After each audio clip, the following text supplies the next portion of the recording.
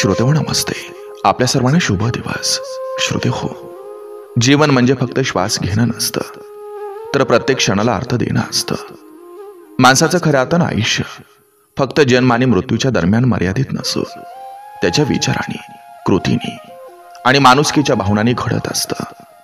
माणूस किती मोठं घर बांधतो, किती पैसा कमावतो, किती दूर जातो, यापेक्षा तो किती अंतःकरणानं जगतो, किती लोकांच्या डोळ्यात आनंदाचा अश्रू आणतो, किती लोकांच्या वेदना हलक्या करतो, हेच त्याच्या आयुष्याचं खरं परिणाम ठरत असतं. श्रोतेहो, संस्कार गरिबीत मिळाले तरी ते माणसाला सोन्यासारखं झाळून टाकतात. सत्याचा मार्ग काट्याने भरलेला असतो, पण त्यातूनच खरा प्रकाश सापडतो. तळमळ ही माणसाच्या स्वप्नांची पंख असतात.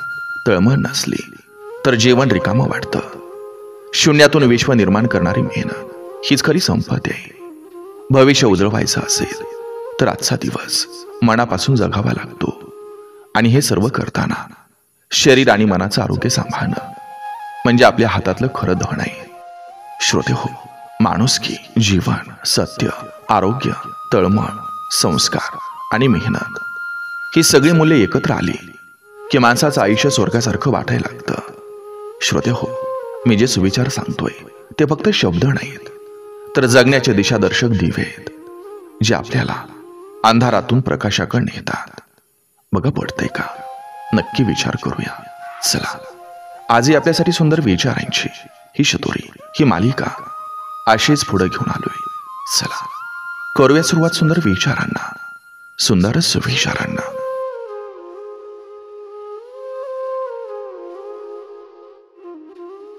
आरोग्य, माणुसकी आणि सत्य यांचं संगमच स्वर्ग आहे. शरीर निरोगी असेल, मनात माणुसकी असेल आणि विचारात सत्य असेल तर त्या माणसांचं घर स्वर्ग बनतं. जगण्याचा खरा अर्थ म्हणजे शून्यातून काहीतरी निर्माण करणं. मिळालेल्यावर समाधान न मानता स्वतःच्या कष्टानं नवीन काही निर्माण करणं हा जीवनाचा खरा विजय असतो. तळमळ नसलेल्या स्वप्नांना कधीही उड्डाण मिळत नाही. स्वप्न बघणं सोपं आहे, पण त्यासाठी झगडण्याची जिद्द नसेल तर ती केवळ स्वप्न राहतात.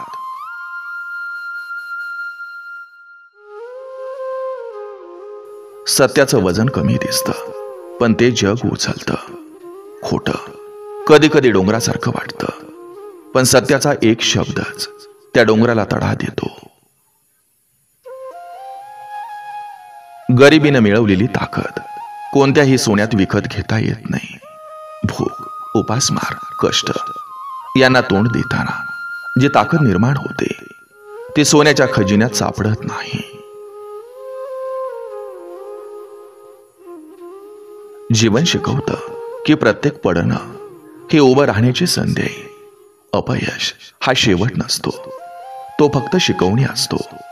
पुन्हा उभं राहिलं तर आधीपेक्षा जास्त मजबूत होता येतं.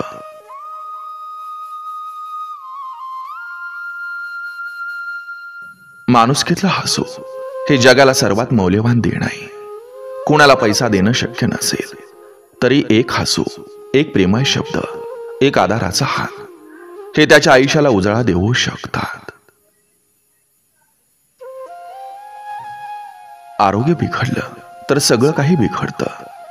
पैसा असतानाही जर शरीर थकलेलं असेल, मन उदास असेल तर जीवनाची मजा हरवते. म्हणून आरोग्य सांभाळणं म्हणजे स्वतःवर आणि कुटुंबावर केलेली खरी गुंतवणूक असते.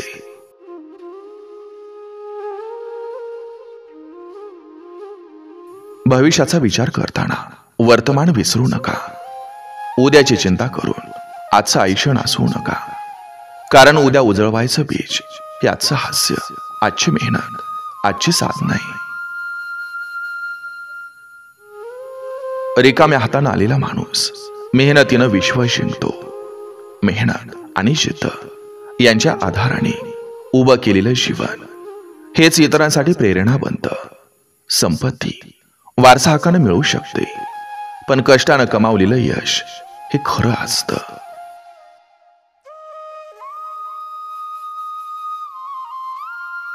तळमळ हीच प्रगतीची आई आहे.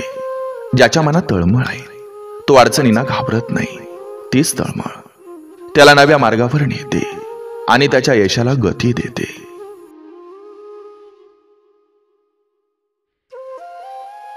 सत्याचं पाऊल लहान असलं तरी ते जग पुढं नेतं.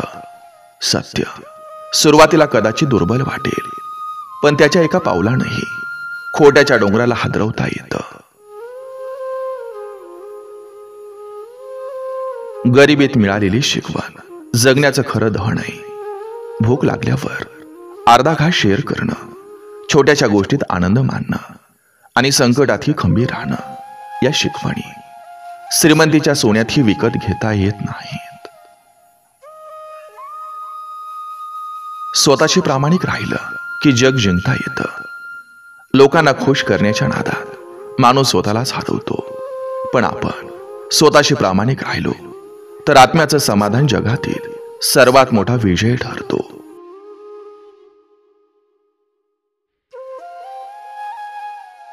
जीवन कधीही परिपूर्ण नसतं, पण ते सुंदर बनवता येतं. प्रत्येकाला काहीतरी कमी असतं, पण त्या अपूर्णतेतही आनंद शोधता आला तर आयुष्य सुंदर होतं. खरी श्रीमंती ही हसण्यात आणि नात्यात दडलेली आहे. माणूस मोठा होतो त्याच्या हृदयामुळं, पदामुळं नव्हे. पद, पैसा, कीर्ती ही बाहेरून दिसणारी गोष्ट आहे, पण हृदयातली दया, ममत्व, सहानुभूती ही खरी उंची दाखवतात. खरा मोठेपणा तोच ज्याच्या मनात इतरांसाठी जागा आहे.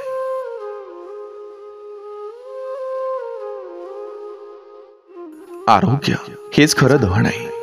पैशानं औषधं विकत घेता येतात, पण आरोग्य नाही. यशाचे शिखर सर करता येतात, पण शरीर साथ देत नसेल तर ती निरर्थक ठरतात. म्हणून शरीर आणि मन दोन्ही जपणं हेच पहिलं कर्तव्य आहे.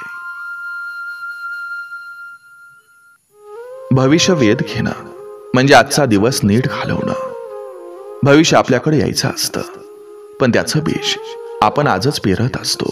प्रत्येक कृती, प्रत्येक विचार, प्रत्येक निर्णय उद्याचा आकार ठरवतो. म्हणून आज सजग राहा, उद्या उजळेल.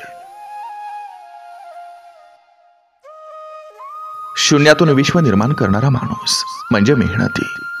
हात रिकामे असतानाही स्वप्न डोळ्यात ठेवून रात्रंदिवस झटणारी लोक जग बदलतात. कारण संपत्ती नव्हे तर कष्ट आणि जिद्द हेच खरे भांडवल असतं.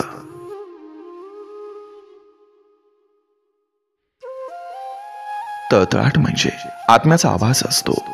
आपण चुकी केली, कुणाचं मन दुखावलं की मनातली खंत आपल्याला स्वस्थ बसू देत नाही. हाच तळतळाट आपल्याला सुधारण्याची ताकद देतो. जी माणसं तळमळ अनुभवतात ती कधीही दगडासारखी होत नाहीत. सत्य कधीही हरत नाही, फक्त उशिरा जिंकतं. खोटं जरी सुरुवातीला जोरात उभं राहिलं तरी शेवटी त्याचा मुखवटा गळतो. सत्याला वेळ लागतो, पण ते उघड झालं की खोटं टिकू शकत नाही. म्हणून सत्यावर उभा राहिलेला माणूस कधीही एकटा पडत नाही. गरिबीतील संस्कार सोन्यासारखे असतात. गरिबी शिकवते अन्नाची किंमत काय आहे, नात्यांची ऊब कशी असते आणि श्रमाची खरी ताकद किती असते. श्रीमंती माणसाला बाहेरून सजवते, पण संस्कार त्याला आतून झळाळवतात.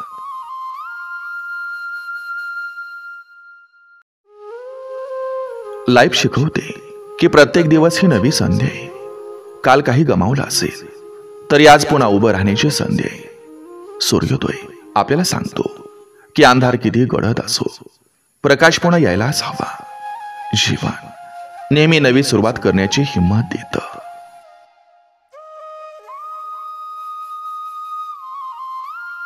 जीवन म्हणजे संघर्ष आणि स्वप्न यांचा संगम. आयुष्य कधीही सरळ रेषेत चालत नाही. यात काठीही येतात, फुलांचा गंधही मिळतो, पण या संघर्षाच्या रस्त्यावरच स्वप्न उभे राहतात. जो संघर्ष टाळतो तो स्वप्नांच्या जवळ पोहोचू शकत नाही.